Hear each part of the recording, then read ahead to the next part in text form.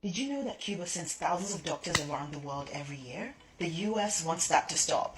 Cuba's healthcare system is sometimes considered as one of the best around the world, even surpassing those of higher income countries. In Cuba, there's one doctor for about every 155 people, a ratio much higher than places like Italy, Canada, UK, and the US. And since the 1959 revolution, Cuba has sent up to 400,000 doctors across the globe to respond to disease outbreaks and other medical crises. Those medical missions provide free or low-cost care and are often seen as a lifeline for communities across the global south. In fact, Cuba provides lower-income countries with more medical staff than all the G7 countries put together. Some have even been part of solidarity programs that went to Haiti after the floods, provided support during Ebola outbreaks in Africa, or helped respond to the COVID-19 pandemic in 40 countries. And a large percentage are in Venezuela.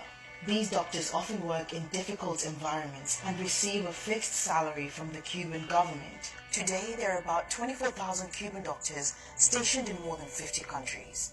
Cuba also trains about 10 to 12,000 new doctors every year, with many being international students from Latin America, Africa, and Asia. Doctors from over 120 countries have trained on the island's 13 medical universities. But now the US is putting pressure on other countries to put that practice to a stop, claiming the medical outreach programs are forced labor and threatening sanctions against governments that participate. The Prime Minister of St. Lucia was quoted saying the US had even ordered the country to stop sending its medical students to Cuba, although US officials denied this. Cuba's medical missions are a major source of foreign currency after decades of US blockade, which has massively impacted Cuba's health system, with doctors leaving the country and those that remain unable to access life-saving medicine. The UN warns that new moves by the US, like cutting off Cuba's supplies of oil, have put Cuba on the verge of humanitarian collapse.